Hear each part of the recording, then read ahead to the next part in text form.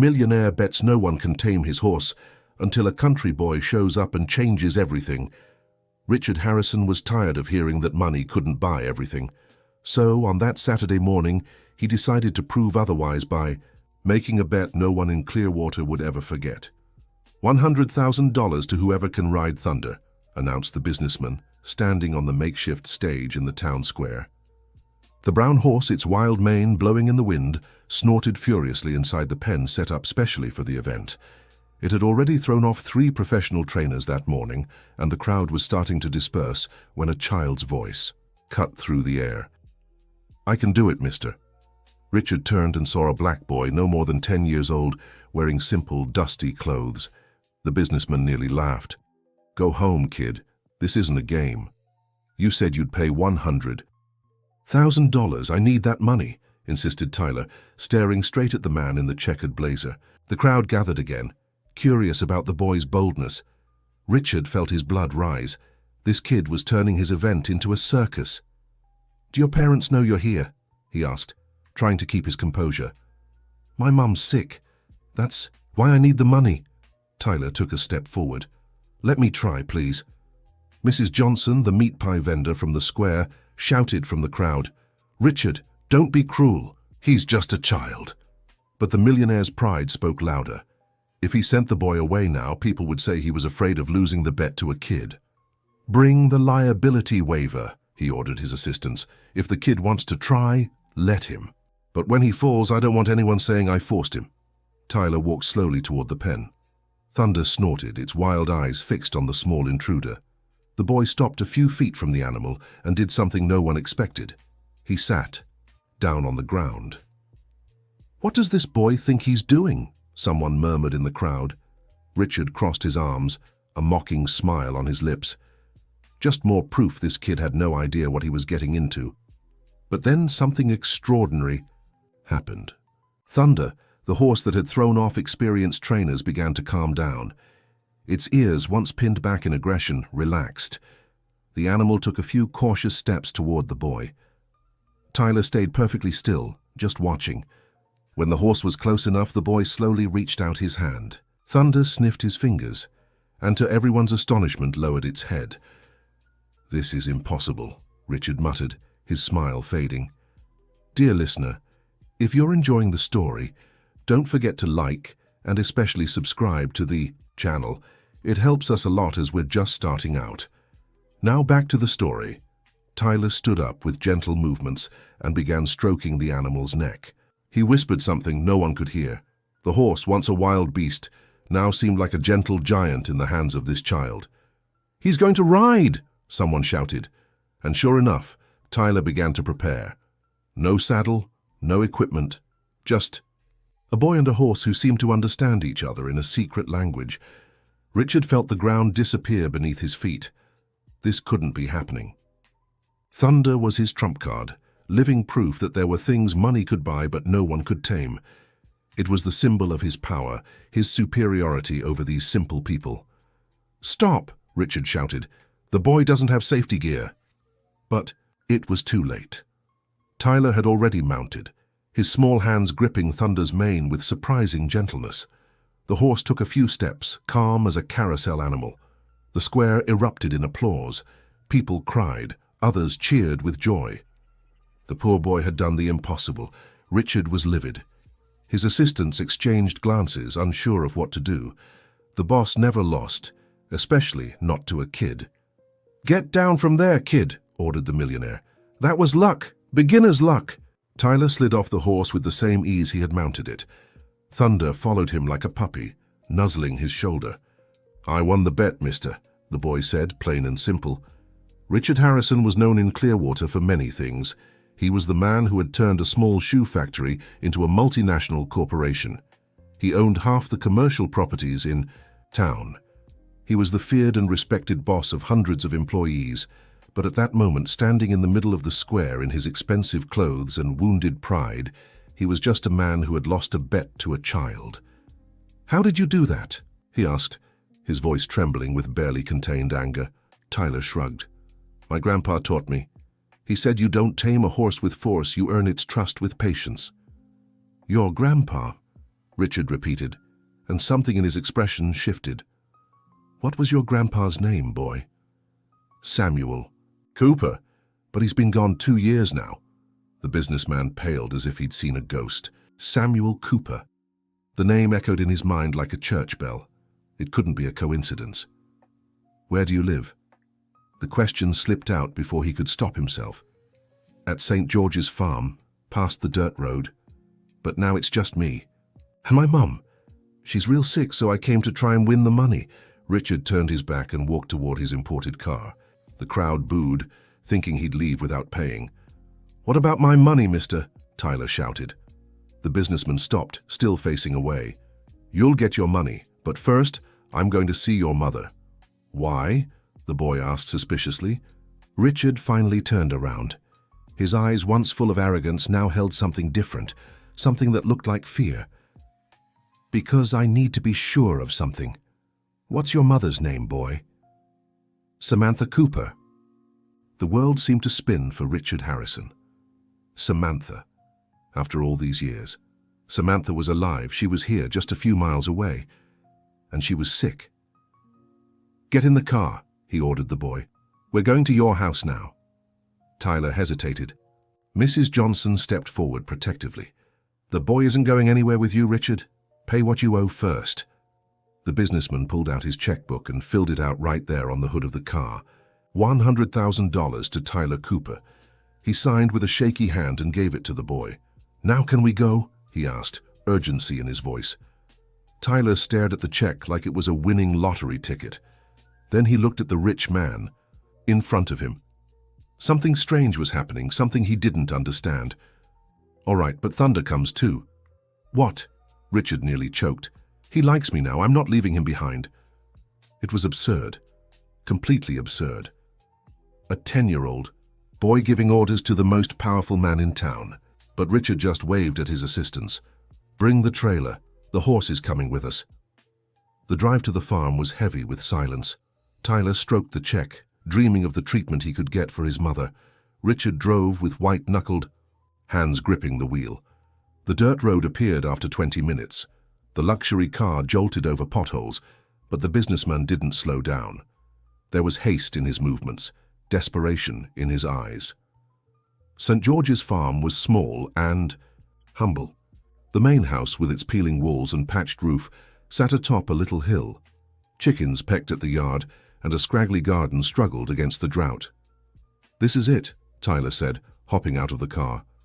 Richard stood still for a moment, staring at the property. How many times had he imagined this moment? How many nights had he lost thinking about what he would say when he finally found her? Sir, Tyler called, aren't you coming in? The businessman took a deep breath and stepped out of the car. His Italian shoes sank into the red dirt, but he barely noticed. All his attention was fixed on the house door, which was slowly opening.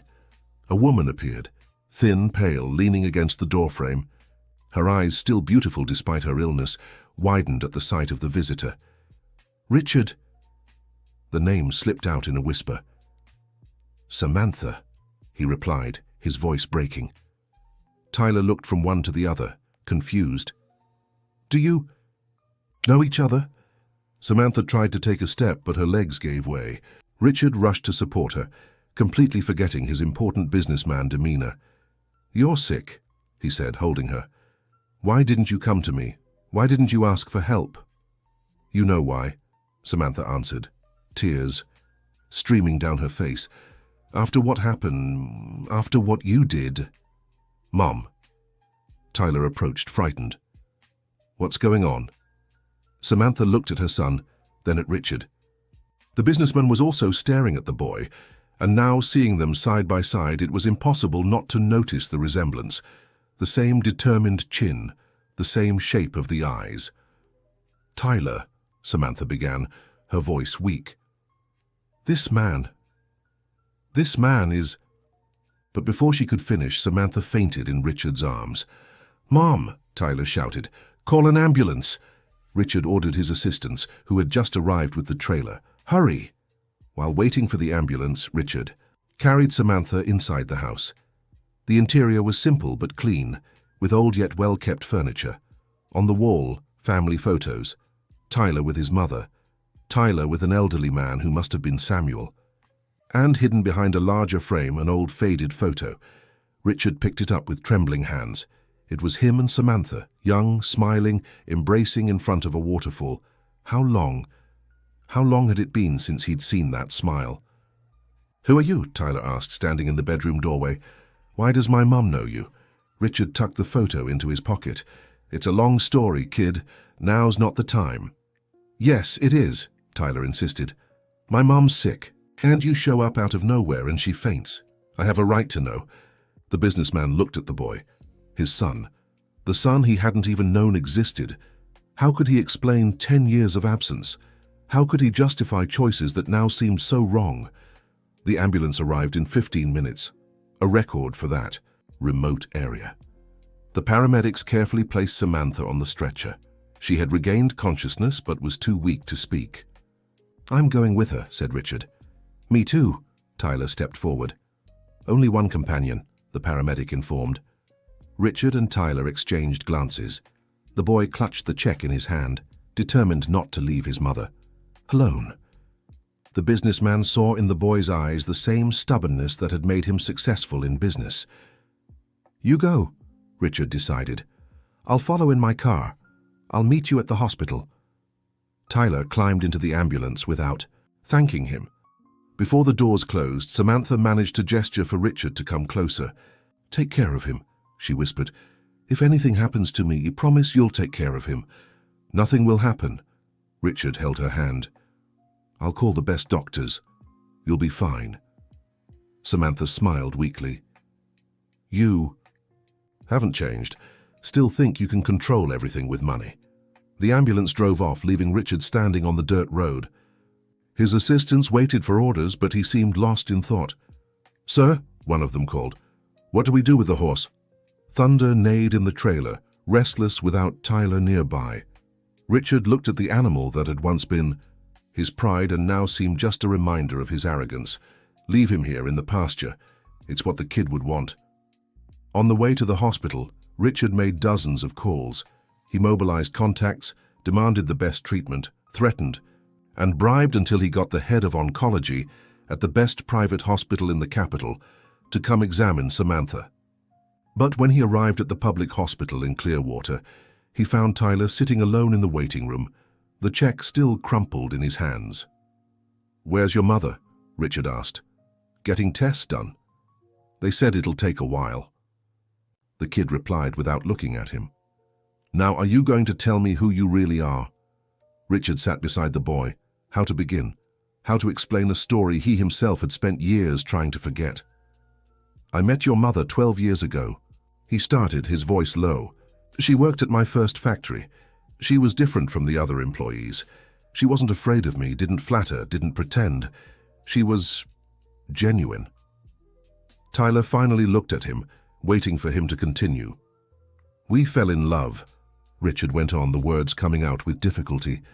"But I was young, ambitious, thought I had the world at my feet. When the opportunity came to expand the business, to move to New York, I chose the company." "You abandoned her," Tyler concluded, and it wasn't a question. "It wasn't that simple," Richard tried to defend himself. "I asked her to come with me. I begged. But Samantha was stubborn. Said she wouldn't leave her sick father, wouldn't abandon her roots. We fought, said horrible things to each other. Silence stretched between them. In the hospital hallway, the comings and goings of patients and staff created a symphony of sounds neither of them truly heard. "She never talked about you," Tyler finally said. "When I asked about my father, she only said he'd left before I was born." Richard closed his eyes. Before he was born. Samantha had been pregnant when he left and hadn't told him. Out of pride? Hurt to not hold him back? "I didn't know," he murmured. "I swear I didn't know about you." "Would it have made a difference?" Tyler asked, and there was a maturity in his voice that didn't match his age. "Before," Richard could answer, a doctor appeared. "Family of Samantha Cooper?" Both stood. The doctor looked from one to the other, noting the resemblance. "The situation is delicate," she began. "Samantha has an advanced tumor. We suspected it, but the tests confirmed it. She needs to start treatment immediately, but... What? Richard interrupted. Money isn't an issue. I'll transfer her to the best hospital, call specialists from abroad if needed. The doctor shook her head. It's not about money, sir. Her condition is fragile. A transfer now would be risky. And to be honest, even with the best treatment, the odds aren't encouraging. Tyler let the check fall to the floor. What good was $100,000 if it couldn't save his mother? Richard bent to pick up the paper. When he stood, he saw tears in his son's eyes. His son. How? Had he been so blind all these years? She'll be okay, he said, more to himself than to Tyler. She has to be. You don't get it, the boy burst out. She's been sick for months, trying to hide it, saying it was just tiredness. If you hadn't left, if you'd been here, maybe... He didn't finish, but the accusation hung in the air. Richard felt every word like a stab. The boy was right. He'd chosen money, success, power, and he'd lost what truly mattered. Can I see her? He asked the doctor. She's sedated now, but you can go in, one at a time. Tyler went first. Richard watched through the small window in the door. The boy held his mother's hand, spoke softly, told her about the horse, the bet, the strange man who'd shown up. When it was his turn, Richard barely recognized the woman in the bed. Samantha had always been full of life, full of energy. Now he seemed like a shadow of his former self. You came back, she said, her voice weak but aware. I shouldn't have let you go. Richard held her hand. I was a fool. We were both fools, Samantha smiled. I had my pride too. I should have told you about Tyler. Why didn't you? Because I knew you would have come back out of obligation, not love, and I didn't want that. Not for me, not for him. Richard lowered his head. She really did know him. He probably would have returned, yes, but for the wrong reasons, and they would have been unhappy. He's special, Samantha continued. He has a gift like my father did. He can connect with animals in a unique way. I saw it. With Thunder. It was extraordinary. Promise me you'll look after him. Samantha squeezed his hand with what little strength she had. I'm not asking you to be a father if you don't want to, but don't leave him helpless. Samantha, promise me. I promise, Richard said, and for the first time in many years, he made a vow he intended to keep more than any $1,000,000 contract. The following days were a whirlwind. Richard cancelled all his commitments and settled in Clearwater. He rented the best suite in the town's only hotel and turned one of the rooms into a makeshift office. Tyler split his time between the hospital and the farm. Thunder needed care, and so did the other animals. Richard offered help, hired people, but the kid refused. I can take care of our things, he said with wounded pride. He was as stubborn as his mother, or his father, Richard had to admit. He'd never accepted help easily either. On the fourth day, while Tyler was at the farm, Samantha asked to speak with Richard alone. There's something you need to know, she began with difficulty. About my father, Samuel. What about him?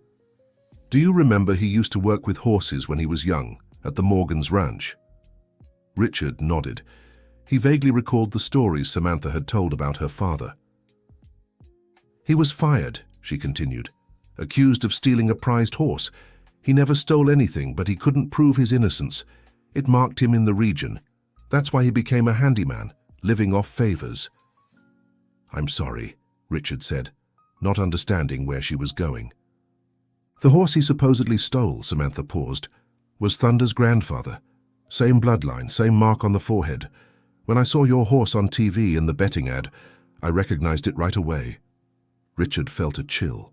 It couldn't be a coincidence. My father spent his whole life saying the truth would come out one day. Samantha smiled weakly. That his family would be vindicated. I think Tyler taming your horse was destiny's way of setting things right. Samantha, I'm not done, she interrupted. The Morgans, the family who accused my father. You did business with them. Last year, didn't you? Bought their land, Richard confirmed. He'd purchased several properties in the area for a real estate project. I found this in their papers when they moved. Samantha pointed to a bag on the chair. It's in the inside pocket. Take it. Richard found a yellowed envelope. Inside were old documents and a handwritten confession. signed by Alexander Morgan shortly before his passing. I confess I falsely accused Samuel Cooper of stealing the horse Lightning. The animal escaped due to my negligence, but I feared losing my job. Samuel was young, without influence. It was easy to blame him. I've lived with this guilt for 50 years. May God forgive me. Richard read and reread the document. 50 years of injustice. A life destroyed by a lie. Why didn't you show this before? He asked. You could have cleared his name. I found it after Dad was already gone, Samantha explained. And what good would it have done? It wouldn't bring him back, wouldn't change what we went through. I kept it out of anger, out of bitterness, but now I want Tyler to know his grandfather was innocent. The door opened, and Tyler rushed in. Mom! Thunder ate from my hand, and let me brush him. Samantha smiled, her son's joy momentarily, lighting up her weary face. Richard watched the scene, the document still in his hands. How many injustices do we carry without knowing? How many lives do we destroy with our selfish choices? Tyler, he called, I need to show you something. Dear listener, if you're enjoying the story, don't forget to like and especially subscribe to the channel. It helps us beginners a lot. Now continuing. The boy approached warily. Richard handed him the document and waited as he read, helping with the harder words. Grandpa was innocent? Tyler asked, his eyes brimming with tears. He was, Richard confirmed, and I'll make sure the whole town knows it. How? Leave it to me, the businessman said, already planning.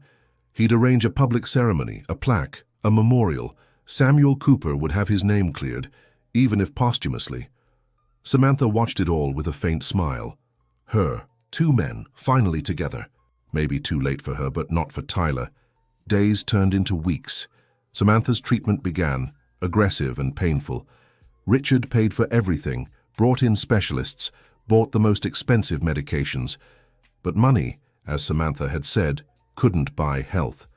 Tyler split his time between school, the hospital, and the farm. Richard tried to help, but the boy kept his distance. He accepted the financial support out of necessity, but nothing more. He needs time, Samantha said one particularly difficult afternoon. Don't push. Tyler's like a skittish horse. He needs to trust before he gets close. Richard wanted to argue that he didn't have time, that Samantha was growing weaker by the day, that he had a company to run in New York, that life wouldn't wait. But he stayed silent. For the first time in many years, he let things flow without trying to control them. It was Thunder who finally brought father and son together. The horse, now settled at the farm, only accepted Tyler. But one rainy morning, the boy arrived at the pasture to find the animal lying down, struggling to breathe. Mr. Richard, he shouted, forgetting his pride. Thunder's sick. Richard, who had been reviewing documents on the porch, ran to the pasture. The horse did look ill, labored breathing, glazed eyes. Call the vet, he ordered, already grabbing his phone. There's no time, Tyler sobbed. He's gonna leave, just like Grandpa, just like— No, Richard said firmly. No one else is leaving. Help me here. Together, they worked. Richard held the animal's head while Tyler massaged its chest, a technique Samuel had taught him. They talked to Thunder, encouraged him, promised carrots and rides. The vet arrived in 20 minutes. After examining the horse, he diagnosed severe colic. With medication and care, Thunder would recover. You saved his life, the vet said. If you'd waited any longer. Tyler hugged Thunder, crying with relief. Richard watched, moved. When the boy finally turned, there was something different in his eyes. Thank you, he said simply. We're a team, Richard replied. Teams help each other.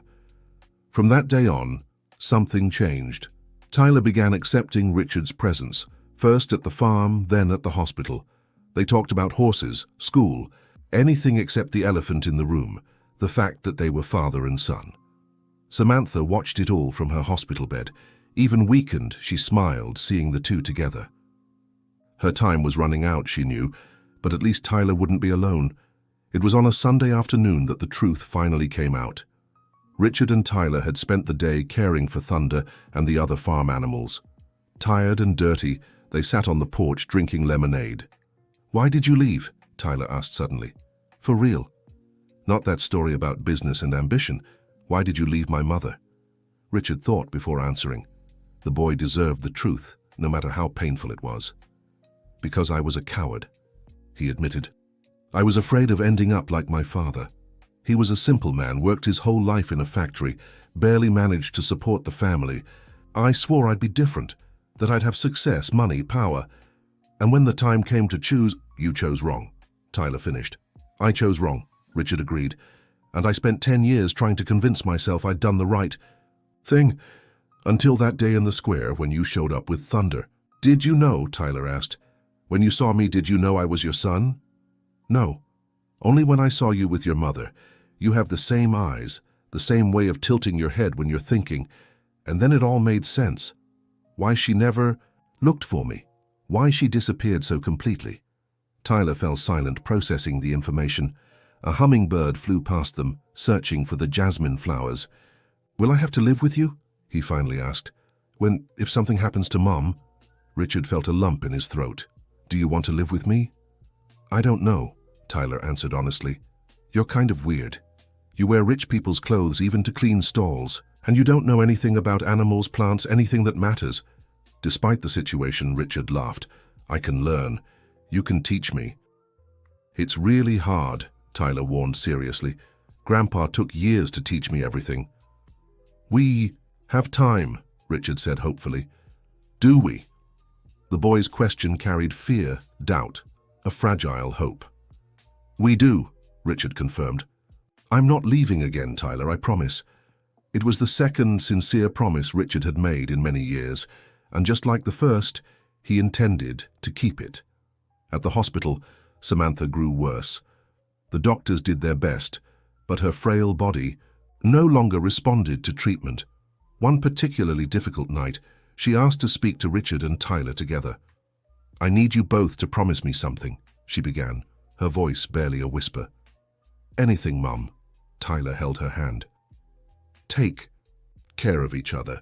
I know it's hard, that there's hurt, that lost time doesn't come back, but you're family, the only family each other has left.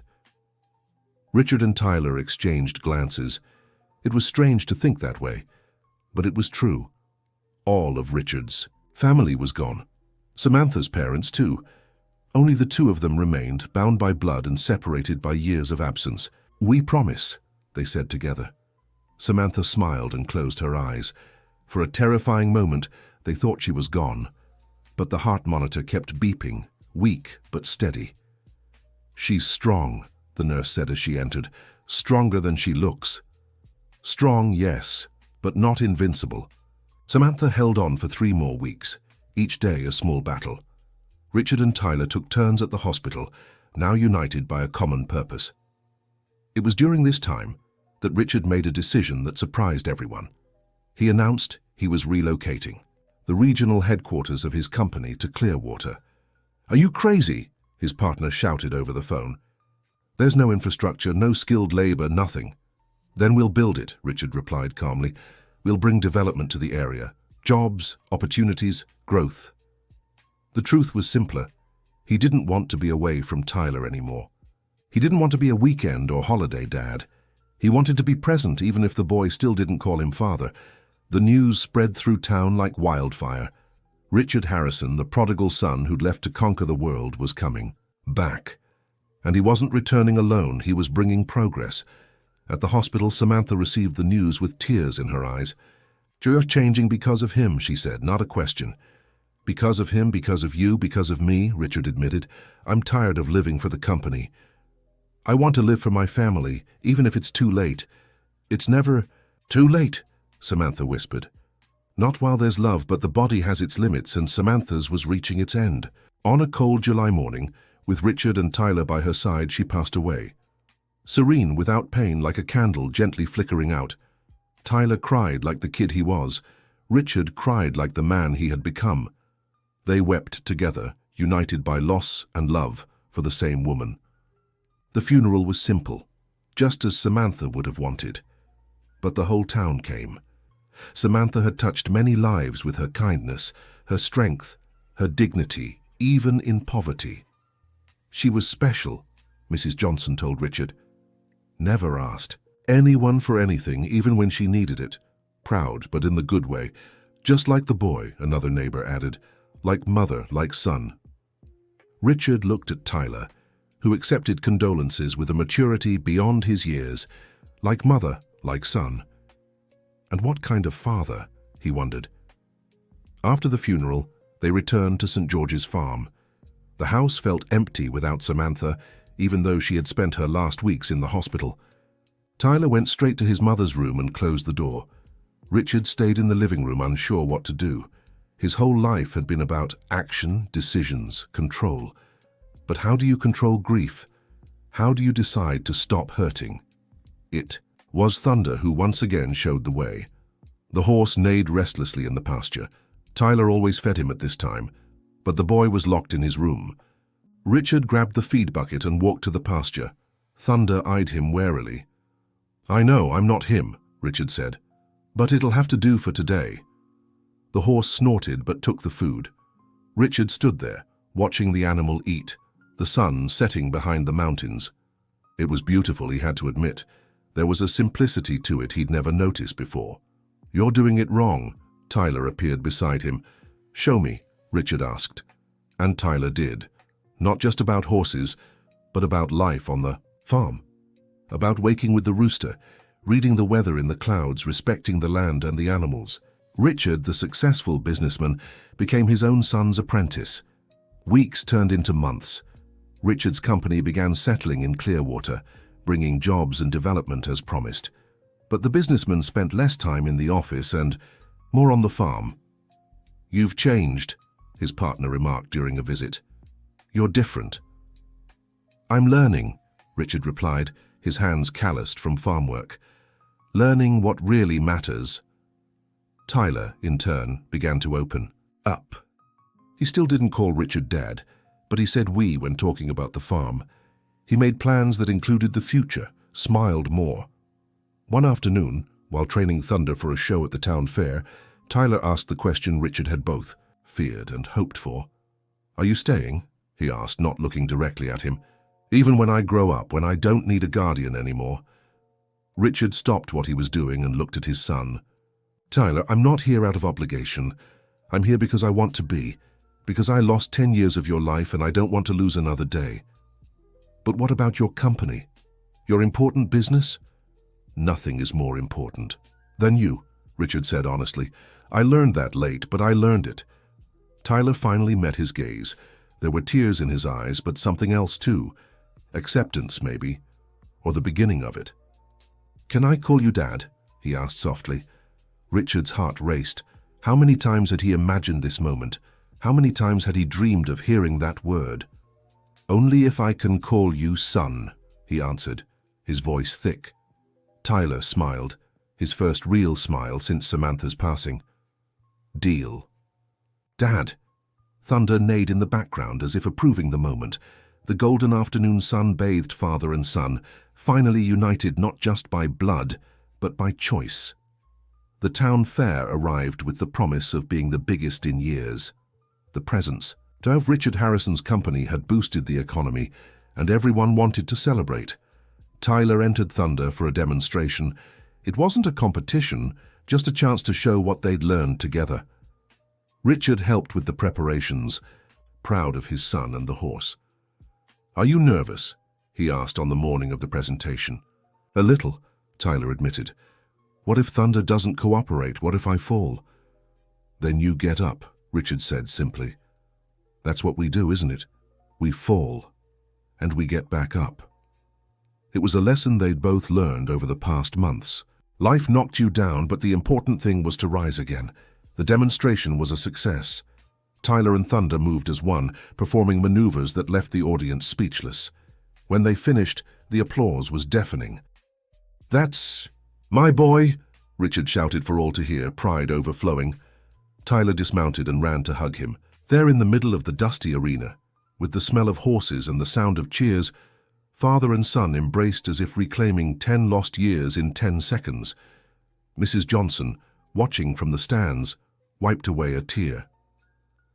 "Samantha would be so proud," she remarked to a friend. "She is," the friend replied.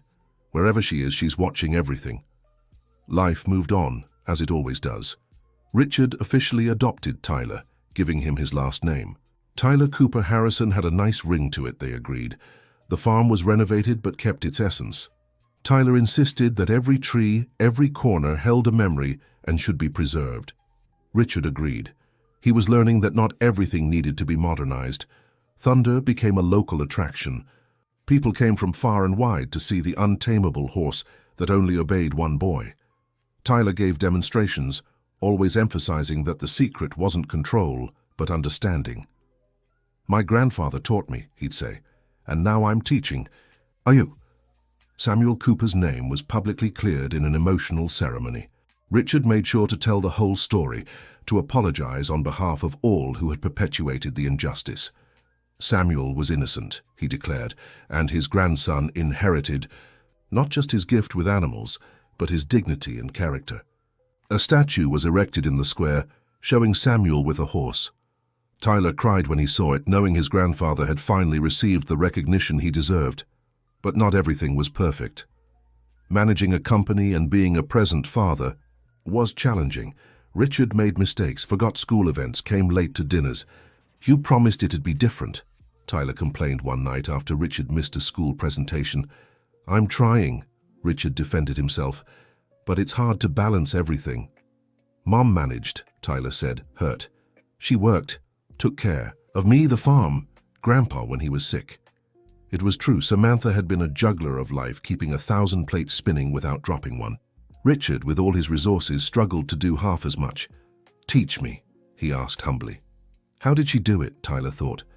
She said the secret was priorities. Family first, always. Everything else fell into place around that.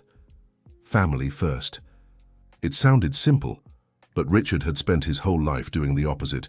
Business first, profit first, success first. From that day on, he changed. Meetings were rescheduled to avoid school events. Business trips were cut back. The company survived, even thrived. Because a happy leader, Richard discovered, was a better leader. The first anniversary without Samantha was hard. Tyler woke up sad and went to bed feeling worse. Richard didn't know how to comfort him or fill the void he felt himself. "Let's go to her favorite place," he suggested. It was a waterfall in the mountains where Samantha had taken Tyler to swim when he was little. They packed a picnic just as she would have. "She loved this place," Tyler said, his feet in the icy water. "I know," Richard revealed. "This is where I asked her out many years ago." Tyler looked at him surprised. "Really? Really?" She laughed, said I was too full of myself. But she said yes. They shared memories of Samantha all day. The happy ones, the sad ones, the funny ones. It was painful but also healing. They discovered that shared pain hurt less. "Do you think she forgave us?" Tyler asked as the sun set. "For all the fights, the hurt?" "Your mother didn't hold grudges," Richard answered. "She loved too much for that." "Then we should do the same," Tyler decided. "Love too much to hold a grudge." Wise words from an 11-year-old boy. Richard hugged his son, grateful for the lesson. Dear listener, if you're enjoying the story, don't forget to like and especially subscribe to the channel. It helps a lot for those of us just starting out. Now, continuing. The years passed like pages in a book. Tyler grew up, but never lost his gift with animals. The farm became an equine therapy center, helping children with special needs through contact with horses. "It's what Mom would have done," he said at the center's inauguration, "using our gifts to help others." Richard, proud, supported every step. He learned about therapies, about horses, about the endless patience needed to work with special children. "You have a way with them," one of the therapists remarked, watching him with an autistic boy. "I learned from the best," he replied, looking at Tyler. Thunder, now old, was still the star. Calm around the children, he seemed to understand his mission. Tyler said he had found his purpose, just like they had. One ordinary afternoon, Richard found Tyler in the pasture, watching Thunder with a group of kids. The once untamable horse let small hands pet him without fear. "What are you thinking about?" Richard asked. "How everything changed," Tyler answered. "If you hadn't made that bet, if you hadn't shown up to accept it, if Mom hadn't gotten sick, It was a chain of what-ifs that could have gone on forever. But Richard had learned that life wasn't about what could have been, but what we do with what is. "You know what I think?" he said. "Your mother was right. It's never too late, not as long as there's love." Tyler smiled, the same smile as Samantha's. "Then we still have plenty of time." "All the time in the world, Richard." "Agreed." Father and son stood there watching the sunset gild the fields. Thunder whinnied softly, the children laughed, and for one perfect moment all the sacrifices were worth it. Richard's company thrived, but now with purpose beyond profit. Social programs, scholarships, sustainable development, Clearwater transformed from a forgotten town into a model of mindful growth. "You could be making a lot more," his partner complained. "I'm making everything I need," Richard answered. And it was true. He had a family, a home, a community. He had his son's respect, Samantha's honored memory, the feeling of making a difference. Tyler graduated as a veterinarian. No one was surprised. The graduation party was at the farm, simple but full of love. Friends, neighbors, families of the children from the center. "I'm proud of you," Richard said, handing him the gift, a set of veterinary tools that had once belonged to Samuel. "How did you get these?" Tyler asked, emotional. "I searched for a long time. The man who bought them after your grandfather's disgrace still had them. He said he always knew Samuel was innocent, that he kept them waiting for the day to return them to the family." Tyler hugged his father, the tools pressed to his chest.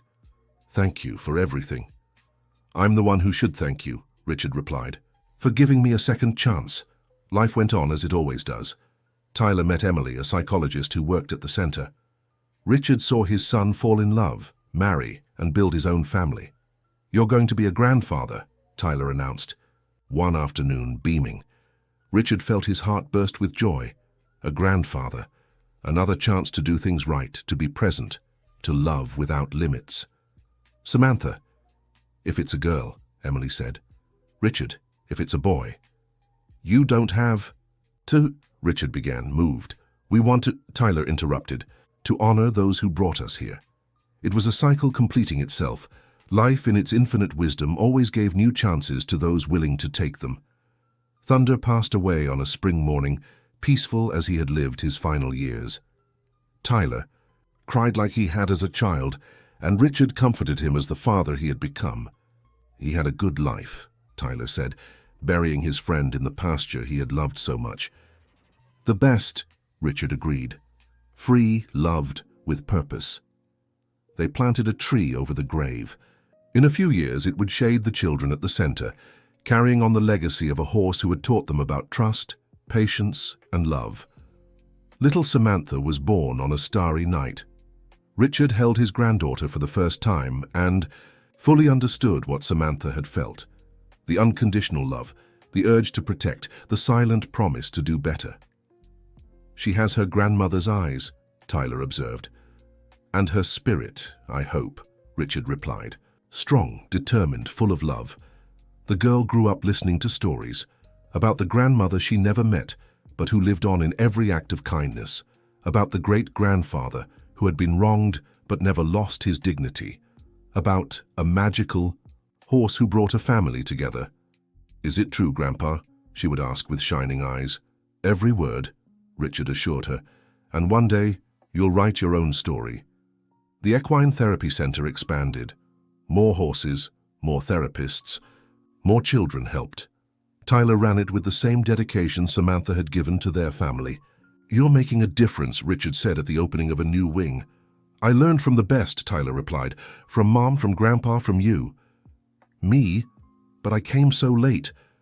"You came when you could," Tyler said firmly. "And you stayed. That's what matters."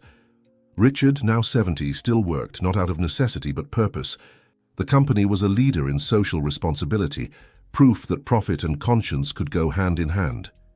"You could retire," his secretary suggested. "And miss all this?" Richard answered, gazing through the window at the mountains surrounding. "Clearwater? Never." One afternoon, Richard found little Samantha in the pasture where Thunder was buried. She was talking to the tree, now tall and full. "What are you doing here, sweetheart?" "Talking to Thunder," she replied simply. Daddy said he's here watching over us. And he is, Richard confirmed, sitting beside his granddaughter.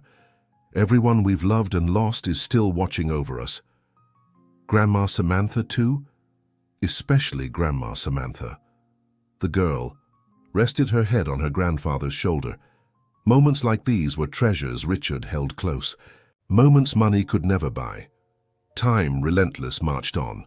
Richard grew older, but with the grace of a man who had lived the second half of his life well.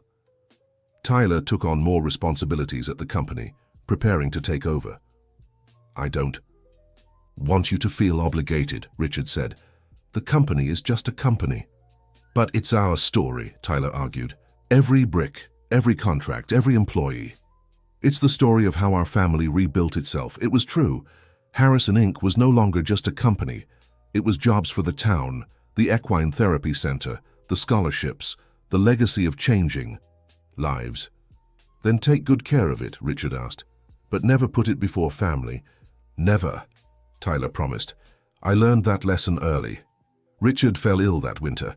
Nothing serious, the doctors assured, but age was taking its toll. Tyler moved temporarily into the big house, caring for his father as he had once been. Cared for? You don't have to, Richard protested. Yes, I do, Tyler insisted. That's what family does. During the long afternoons of recovery, Richard dictated memories for little Samantha to write down. The story of a man who lost everything by gaining the world and gained everything by losing his pride. It's a sad story, Grandpa, the girl observed.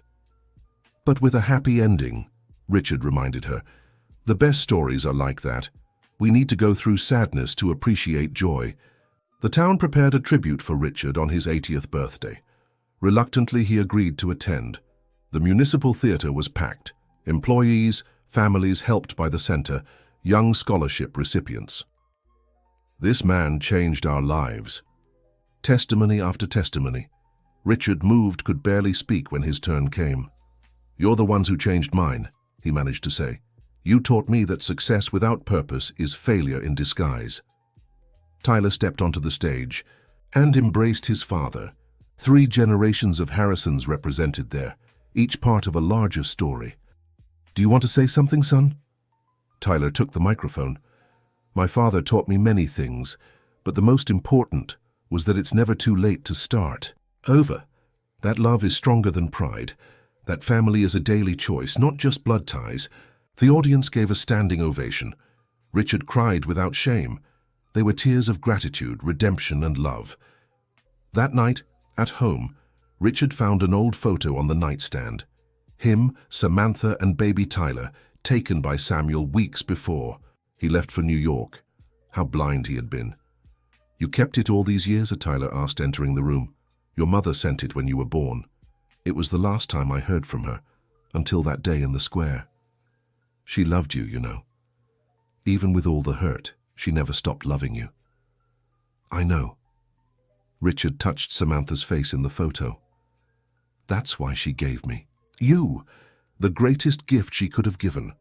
Father and son stood in silence, each lost in their memories. The clock on the wall marked time, but there, in that moment, time didn't matter. Thank you, Dad, Tyler finally said. For what? For coming back, for staying, for proving people can change.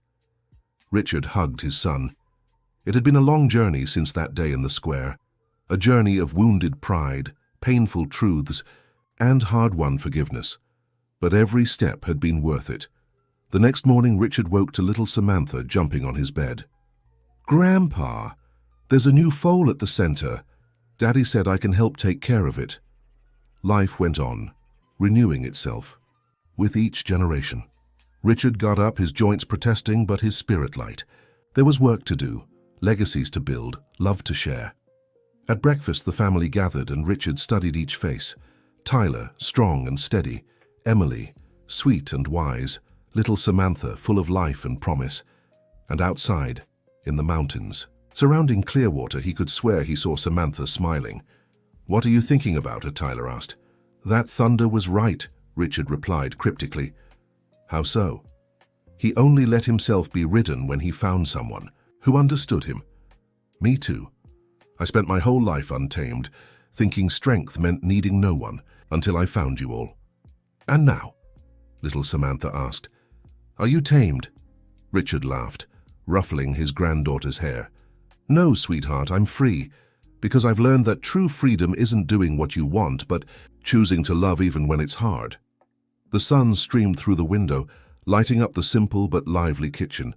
Outside, the horses neighed, the mountains embraced the town, and life moved on in its mysterious and perfect way. Richard Harrison, the man who bet no one could tame his horse, had discovered the greatest truth of all. Sometimes losing is the only way to truly win, and he who had lost a bet had gained a family. There was no greater victory. Tyler stood up to go to the center. He kissed his father on the forehead, a gesture he repeated every morning since Richard had fallen ill. See you later, rest. I'll go with you, Richard decided. I want to see the new colt. Are you sure? The doctor said, the doctor doesn't know everything. Richard insisted. I still have so much to do. And he did. Each day was a blank page, a chance to write a better story. Richard had wasted many pages at the beginning of the book, but the last chapters were worth an entire lifetime. As they walked to the center, little Samantha between them holding both their hands, Richard thought of Thunder.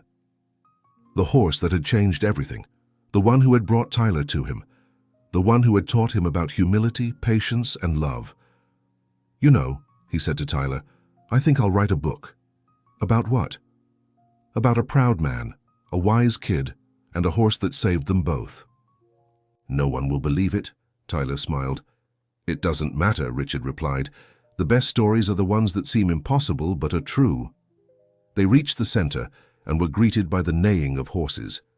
The new colt, brown like thunder, ran clumsily in the pasture. Little Samantha let go of the men's hands and ran to the fence. Look, Grandpa, he's beautiful. Richard looked. The colt had a white star-shaped mark on its forehead, just like Thunder, just like the horse of Thunder's great-grandfather, the one Samuel had been accused of stealing. It's a sign, Tyler said softly. Of what? That stories don't end, they just change. Richard agreed. There in that center, born from pain but blossoming in love, the stories continued. Every child helped, every horse rescued, every life transformed was a new chapter. Can I name him? Little Samantha asked. Of course, Tyler allowed. What name? The girl thought, serious in the way only children can be when making important decisions. Hope, she decided. Because Grandma Samantha used to say that as long as there's life, there's hope. Richard felt his eyes grow damp. At 80 years old, with all his accumulated wisdom, he was still moved by the purity of children. Samantha had been right, as she always was.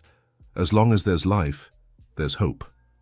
And there, in that equine therapy center in Clearwater, with 3 generations gathered and a colt named Hope, life proved once again that endings are just new beginnings in disguise. Richard Harrison had once bet that no one could tame his horse. He'd lost the bet, but gained a family. And if anyone asked if he'd do it all again, the answer would be simple. He'd do everything differently from the start, but if he couldn't, he'd accept every mistake, every pain, every tear. Because it was the crooked path that led him to the right place. Thunder was gone, but his legacy lived on. In Tyler, who had inherited the gift, in little Samantha, who was learning, in every child who smiled while touching a horse for the first time. In Richard, who had discovered late, but not too late, that love tames even the wildest hearts. The sun rose in the Clearwater sky, promising a day of possibilities, and Richard, the man who once thought money could buy everything, smiled, knowing that the best things in life are priceless. They're earned with patience, humility, and so much love. As Thunder had taught him on that fateful day in the square, you don't dominate with force, you win with patience. Richard had been won over, by a 10-year-old boy, by an untamable horse, by an entire town that welcomed him back. And so, among neighs and laughter, between memories and promises, life went on. Always moving forward, always changing, always teaching that it's never too late for those willing to learn. Richard Harrison, the millionaire who bet no one could tame his horse, had discovered the greatest truth of all.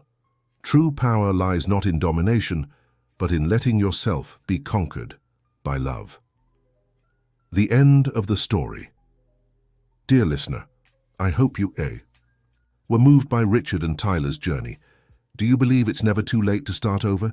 Share your thoughts in the comments and let us know if you too have a story of family triumph. Don't forget to like and subscribe for more heartwarming tales. Thank you for being with us until the very end.